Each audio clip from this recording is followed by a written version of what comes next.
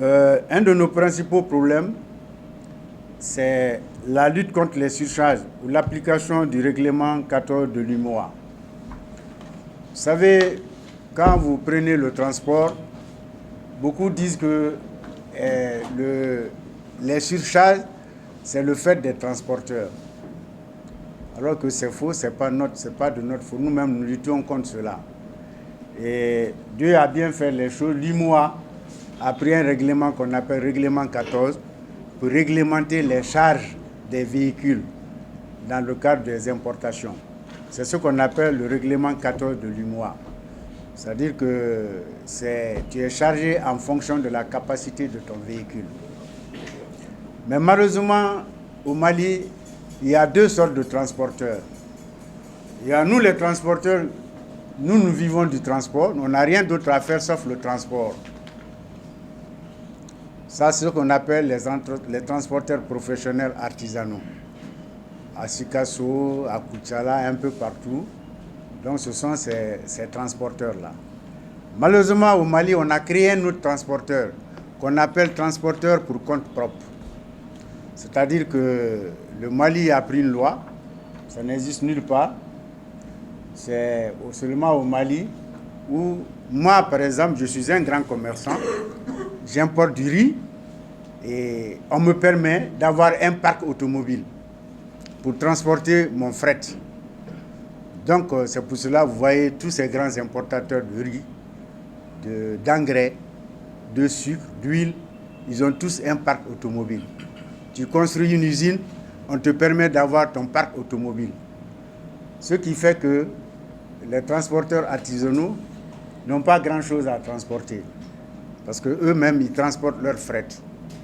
Donc, ce sont ces transporteurs-là qui ne veulent pas l'application du règlement 14 au Mali. Parce qu'ils n'ont aucun intérêt. C'est des véhicules qui chargent à 100 tonnes, 60 tonnes, 80 tonnes. Arrivé à la douane, ils déclarent 20, 30 tonnes, ils dédouanent et ils rentrent au Mali. Donc ces gens-là, ils ont de l'argent pour payer les surcharges. Donc ils ne veulent pas du tout que le transporteur, la lutte contre le surcharge soit effective au Mali. Donc on est handicapé par ce problème-là.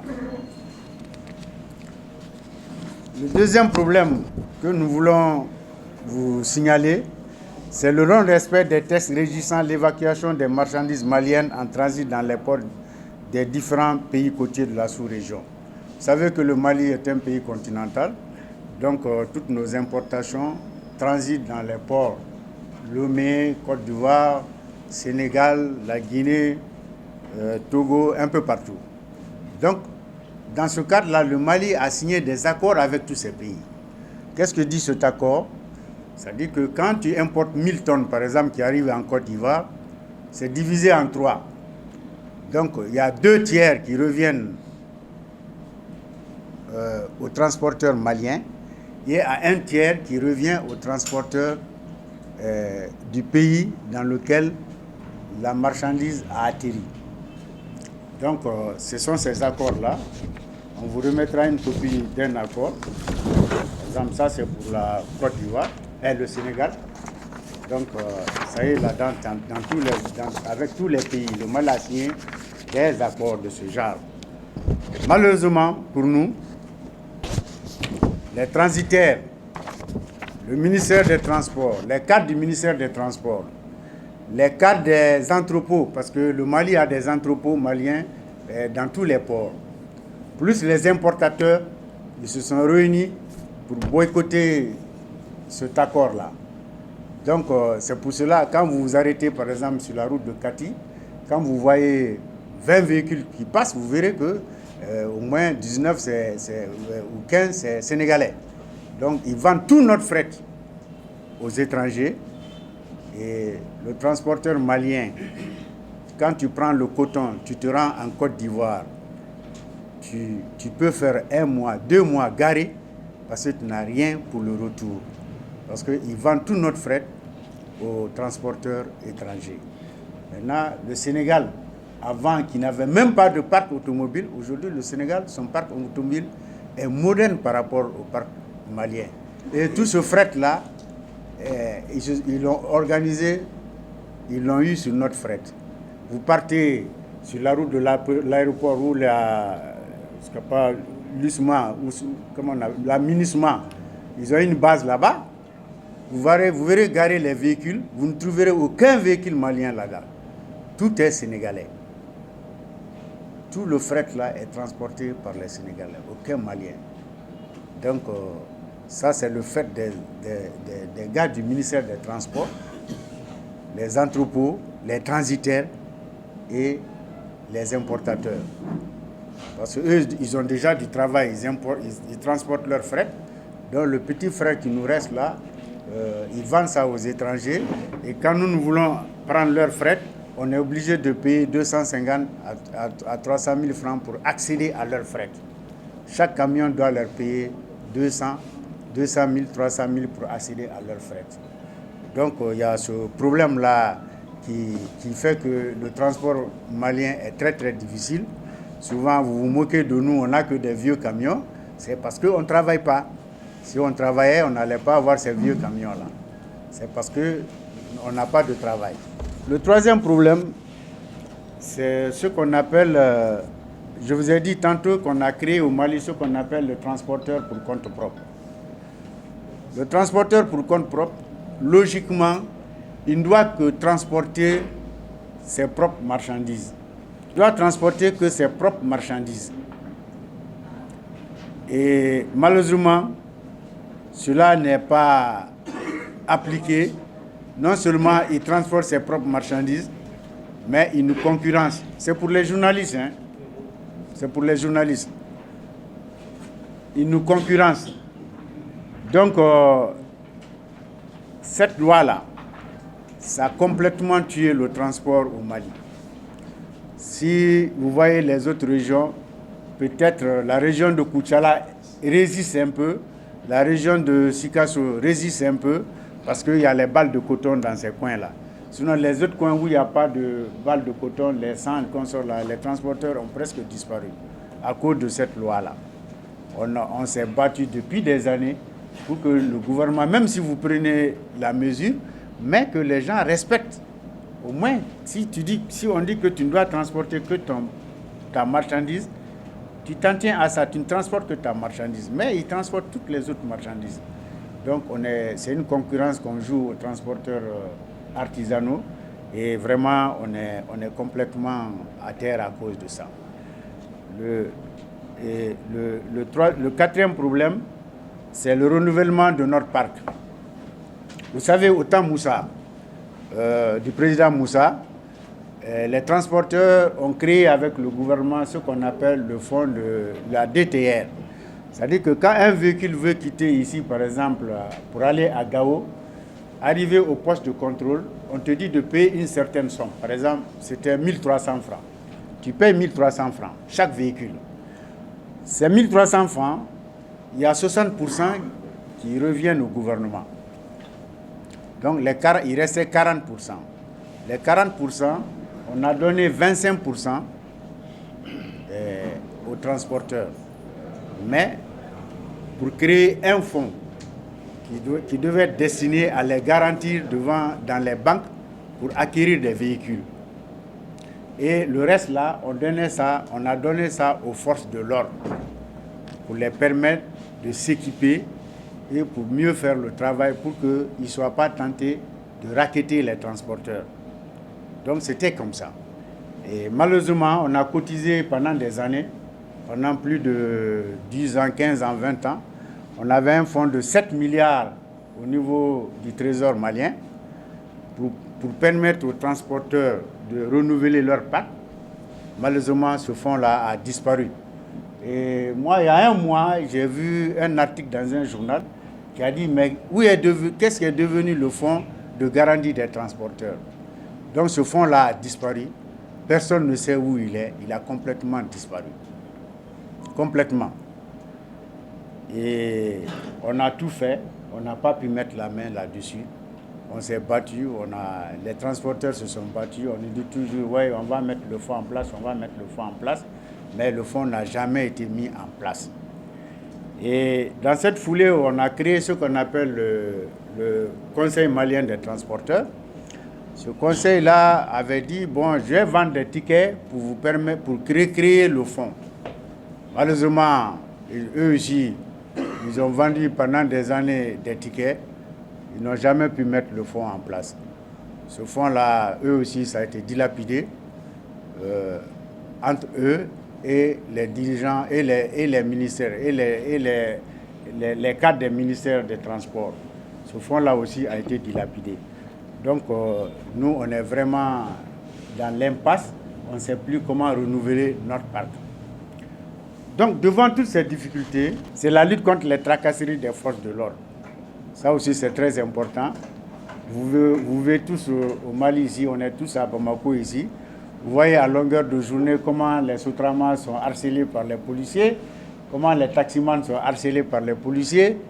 Et pour ceux qui vont à Dakar, pour aller à Dakar actuellement ou aller à Abidjan, un aller-retour, tu es obligé de donner 250 000 francs ou 300 000 francs à ton chauffeur pour qu'il puisse franchir tous ces barrages-là. Bon, tu es obligé de donner 250 à 300 000 francs CFA. Actuellement, pour quitter ici, pour aller à Gao, tu es obligé, malgré que tu as tous les papiers, tu es obligé de donner 50 000 francs à ton chauffeur, sinon il va pas y arriver. Donc, on est vraiment buté à ce problème. On a tout fait, tout le monde voit, on crie qu'il y a la corruption, mais ça, c'est une forme de corruption. Mais nous, on est étonnés que les Maliens n'en parlent pas. Ça, tout le monde voit combien de fois les Dournis sont harcelés par les policiers, les taximans, tous les barrages de sécurité qu'on installe. Parce qu'on a lutté contre ces barrages-là. Bon, on va installer des barrages de sécurité, mais chaque fois qu'on installe les barrages de sécurité, ces barrages-là deviennent vraiment des coins de raquettes. Ils s'en fichent, même si tu transportes des armes, il suffit que tu tends un billet de 1000 francs, 2000 ou 3000, tu passes. Ou bien quand tu viens, les passagers, quand ils viennent au poste de contrôle, on vous fait descendre, on vous aligne et on vous demande chacun 3000. Donc, si vous ne payez pas, vous allez passer la journée là-bas. Donc, c'est comme ça. On a tout fait. Vraiment, on aimerait que la presse enquête sur ces choses-là pour les dénoncer, parce que c'est une forme de corruption. Bon, on accuse les gros fonctionnaires, mais ça aussi, c'est une forme de corruption, parce que quelqu'un qui ramasse chaque jour 30 000 francs, 50 000 francs par jour, vous voyez ce que ça fait. Nous, on a calculé au niveau de Kouré-Malé, les policiers qui sont là-bas, ils n'ont pas moins de 300 000 francs par jour. Vous voyez ce que ça fait. Parce que tous les passagers qui viennent, on les arrête, on les met en rang. Bon, 3000, tu payes. Nous-mêmes, on a fait des descentes là-bas. Mais tous les jours, tu ne peux pas être là-bas. Des fois, on organise des équipes, on descend, on s'arrête là-bas. Quand ils veulent ils demandent aux passagers, on s'oppose, on dit non, demandez-leur leur carte d'identité. Celui qui a la carte d'identité, vous le laissez passer. Celui qui n'a pas la carte d'identité, la loi malienne dit que tu dois payer 1000 francs. Et vous lui donnez un papier comme quoi il a payé les 1000 francs. Et toute la journée, sur tout le long du parcours, il doit montrer ce papier-là, donc il ne doit plus être embêté. Bon, mais tous les jours, on ne peut pas y aller. Tous les jours, on ne peut pas y aller. Vraiment, nous, le ministère des Transports ne fait rien pour ça. On a eu un ministère c'était Yaya Sangaré. Voilà, lui, on l'a sensibilisé autour de ce problème. Vraiment, lui, il a fait des déplacements avec nous dans les frontières pour aller lui-même s'arrêter et constater. Au moins, il y a eu un peu d'accalmie, mais lui, il n'a pas duré, on l'a fait sauter, ils ont mis un autre. Donc, celui qui est venu, il n'a pas fait de cela son problème. Donc, devant toutes ces difficultés-là, le monde du transport était complètement perdu. On ne savait plus où mettre la tête. On a crié, mais il n'y a rien, on n'a pas de répondant. Personne ne nous répond. Maintenant, les régionaux, toutes les régions, à part Bamako, toutes les régions du Mali se sont retrouvées à Koutchala en 2016. Ils ont dit, bon, écoutez, vraiment, si on continue comme ça, les commerçants qui ont des parcs automobiles, là, ils vont nous effacer un jour, on ne va plus exister. Donc, donnons-nous la main. Nous-mêmes, on va cotiser.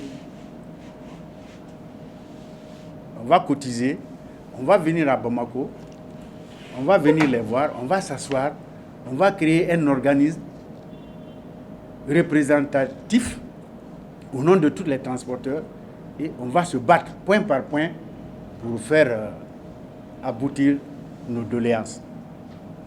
Donc, ils ont fait cette réunion à Koutiala, ils sont venus à Bamako, on a fait une réunion au centre islamique, tout le monde était là, et on leur a dit c'est une bonne initiative, donc on va mettre une commission en place pour élaborer les tests et voir comment organiser cette chose. Donc on a mis cette commission en place. Nous qui étions le syndicat le plus représentatif, ils nous ont donné la présidence de la commission. Donc on a désigné des membres pour qu'ils aillent en commission, pour qu'on travaille dans ce cadre-là, pour élaborer vraiment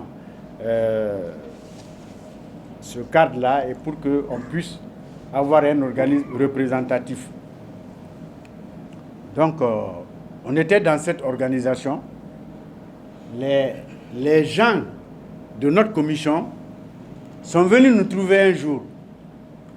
Bon, vraiment, quelqu'un nous a contactés. Il nous a donné 15 millions pour qu'il soit le président de cette organisation. Nous, on leur a dit, mais pourquoi? Les régionaux sont venus avec de l'argent déjà. Ils sont venus avec plus de 3 millions. Pourquoi vous avez besoin de quelqu'un qui va donner 15 millions pour être à la tête? Mais on va être soumis à ce dictat. Mais s'il lui dit c'est bleu, on est obligé de dire c'est bleu. Et cette professeure-là, c'était M. Amadou Diagué. Amadou Diagué a fait beaucoup de mal au secteur du transport. Parce que on avait trouvé une unité. On voulait mettre quelque chose de consensuel en place parce que chez nous, il n'y a jamais eu de vote. Nous, on ne vote pas. On choisit les vieux transporteurs comme les plus âgés. Ils se réunissent, ils mettent un bureau en place et de consensus et on marche sur ça. Nous, par exemple, chez nous ici, on existe depuis 1991, il n'y a jamais eu de vote chez nous. C'est toujours les sages qui se réunissent, ils mettent un truc en place et on a. Donc, bref, lui, il est venu, M. Diagué est venu, il a mis l'argent sur la table, les membres des commissions ont pris l'argent, ils ne s'entendaient plus avec les autres, il y a eu des problèmes. Et le travail ne marchait plus. Et nous-mêmes, on avait décidé de marcher un jour. On s'est regroupé au stade du 26 avec plus de 200 camions. On voulait descendre sur la ville.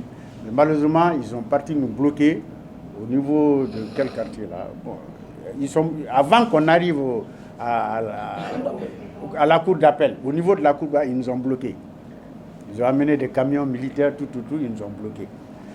Nous, on a dit à M. Diagué, vous êtes un grand opérateur économique. Vous avez beaucoup d'argent. Beaucoup d'argent.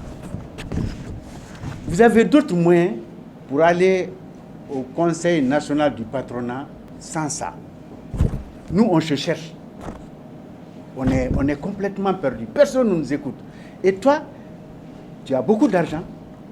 Si tu te mêles de notre problème, tu n'auras pas le temps de régler nos problèmes parce que tu n'es jamais à Bamako. Tu voyages tout le temps, tu n'es jamais là. Tu ne peux pas régler nos problèmes. Tu vas atteindre ton but, c'est-à-dire être au patronat, au nom des transporteurs, mais nous, nos problèmes ne seront pas réglés. On te conjure, vraiment, retire-toi de ça. On n'a pas besoin de ton argent. Retire-toi et atteins ton objectif d'aller au CNP par une autre manière. Parce que les gens là, les régionaux là, vraiment, ils sont en train de disparaître.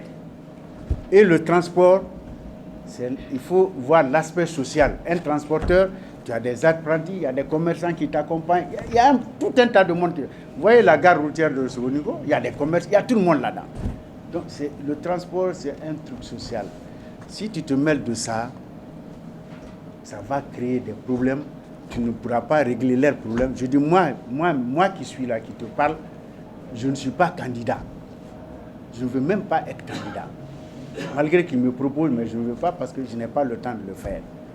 Laisse-les choisir quelqu'un dont ils ont confiance, qui a tout le temps, qui va s'occuper de ces affaires-là. Mais comme il avait son objectif, c'était d'aller au CNPM, il a forcé les choses, il a divisé les régionaux, il a divisé Bamako, et finalement, ça fait beaucoup de bruit. On a mis, malheureusement, ce vieux-là, il a un coup de route, il n'est pas venu, un certain Cissé. On a choisi trois personnes avec Bitar pour aller négocier avec lui, pour qu'il sursoit à la mise en place de ce bureau-là, non consensuel. Ils ont négocié avec lui, on est convenu, bon, de sursoir à tout. On va donner un mois aux uns et aux autres. Les gens vont se déplacer, aller dans les régions, recoller les morceaux pour qu'on s'entende. Donc, ils sont convenus sur ça. Parce que finalement, les transporteurs étaient convenus qu'ils veulent mettre Tera comme président. Benguet Transport, le propriétaire de Benguet Transport. Donc, les deux, on les a fait asseoir. Donc, on est convenu sur ça. Donc, on était dans cette attente. Ça s'est fait un lundi. Le vendredi, il a réuni des gens à Sogonikô ici. Ils ont mis un bureau en place. Ils ont mis un bureau en place. Et il a... Bon, comme il a beaucoup de moyens, il a invité le ministre des Transports qui a accédé. Ils sont venus un samedi pour faire installer ce qu'on appelle une confédération. Parce que nous, on lui a dit, une confédération, ça regroupe plusieurs fédérations. Quelles sont les fédérations qui sont dans la confédération que tu vas créer? Nous, on n'a pas besoin de confédération. Nous, on a besoin d'une coordination pour qu'on se regroupe pour discuter. Mais si tu veux créer une confédération, normalement, en termes de confédération, il doit y avoir plusieurs syndicats là-dedans, plusieurs fédérations là-dedans. Bon, nous, on connaît les fédérations qui existent, c'est des coquilles vides, il n'y a personne là-dedans. Donc, bon, finalement, il a mis ce bureau-là en place. Et un samedi, nous, on était assis à la maison, on a entendu qu'ils veulent mettre le bureau de la confédération en place au CICB. Donc, finalement, Bitar nous a appelés. Moi, j'étais chez moi. Bitar m'a appelé. Il a appelé Tera, il a appelé ce dernier. Il nous a appelé, on est venu. Il dit, bon, écoutez, moi, je vais appeler Diagué, vous allez vous asseoir, vous allez rediscuter. On dit, mais on va discuter de quoi? Il a déjà mis un bureau en place. Ce bureau-là, il n'y a même pas de transport. À part 2 ou 3, 4 personnes, tout le reste là, c'est des non-transporteurs. Nous, notre secrétaire, notre comptable, qu'on paye à la fin de chaque mois, ils ont écrit son nom. À son absence, comme membre du bureau de cette confédération-là. Il n'est même pas transporteur. Donc, on a dit, on va s'entendre sur quoi? Lui, il a un objectif, c'est aller au CNPM. Nous, notre objectif, c'est de nous unir pour lutter ensemble, pour qu'on ne disparaisse pas. On n'a pas les mêmes objectifs. Donc, mais Bitar nous a prié, on est venu quand même. On est venu au CICV, on s'est réunis, on a discuté. Bitar, il n'est pas mort, il est là. Hein. On a discuté. Au moment où Bitar est en train de discuter, il entend dans les micros la proclamation de leur bureau dans la salle. Ah, lui-même, il dit, bon, vraiment, c'est pas la peine. Je m'excuse, je vous ai fait déplacer pour rien. Je m'excuse. Donc, il a mis cette confédération en place. Il est parti, lui, au CNPM, en tant que 3e vice-président. Et nous, on est resté dans la merde parce que ça nous a divisés. Les régionaux ne nous font plus confiance parce qu'ils se sont déplacés pour venir nous voir. Et à Bamako, ici, on a tout gâté. Donc, ça a créé une division entre nous. Jusqu'à la date où je vous parle, on n'arrive pas à se retrouver. jusqu'à maintenant.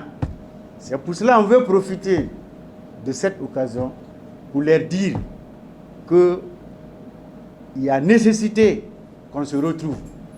Si on ne se retrouve pas, nous allons tous disparaître. Parce que les gars des transporteurs pour compte propre, maintenant, on a vu qu'ils sont partis faire des carrosseries de 20 mètres. Dans une carrosserie de 20 mètres, tu peux dépoter 3, 4, 5 conteneurs là-dedans. 3, 4, 5 conteneurs là-dedans. Donc, ils vont venir au poste de douane, ils vont déclarer un conteneur, tout le reste là, c'est la fraude. On dit il est temps de s'unir parce que ils avaient des 17 mètres, des 16 mètres, maintenant ils sont partis à 20 mètres. Donc si on ne fait pas gaffe, on va tous disparaître. Donc, on profite de cette occasion pour leur dire que vraiment ce qui s'est passé, c'est très regrettable. Diagué, il nous a fait beaucoup de mal, il nous a divisés, il nous a créé beaucoup de problèmes. On est dans cette division-là jusqu'à présent. Alors que lui, moi je sais que c'est un grand opérateur, c'est quelqu'un de très intelligent, il a de l'argent, il a bien réussi, il pouvait atteindre le CMPM sans nous. Mais malheureusement, ce n'est pas ça qui s'est passé, il est parti au CMPM et nous on est dans notre merde. Donc on profite de l'occasion pour dire aux transporteurs qu'il y a nécessité qu'on se réunisse. Il faut qu'on se donne la main. Si on ne se donne pas la main, nous allons tous disparaître, un à un. Nous allons disparaître parce qu'on n'a plus rien à transporter. Aujourd'hui, il n'y a que les balles de coton pour nous. Et balles de coton, quand tu charges, balles de coton, par exemple, pour aller à Abidjan, tu peux faire 3 mois. 3 mois de trajet. Moi, personnellement, par exemple, je suis à Dakar. Il y a 1 mois et 10 jours. Mon camion a arrêté, il n'est pas déchargé. Bon. Donc, ce travail-là, ça n'a plus de sens. Donc, si on continue dans ça, là, on va tous disparaître. Donc, on profite de l'occasion pour dire aux régionaux de nous refaire confiance. Il faut qu'on s'unisse. Et nous-mêmes, après cette conférence-là, moi, je vais descendre dans les régions pour aller faire des réunions avec eux, pour les sensibiliser davantage, pour la nécessité pour nous de nous retrouver, de nous rejoindre, pour qu'on mette en place un organisme qui puisse nous défendre. Parce que dans cette transition-là, tout le monde défend sa position, mais personne ne parle du transport. Donc on va disparaître. Donc vraiment, c'est ce qu'on voulait dire. Et nous, on voit que le même phénomène se présente actuellement au CNPM. Ils sont en bagarre. Bon, nous, on n'est pas partisans parce qu'on ne vote pas.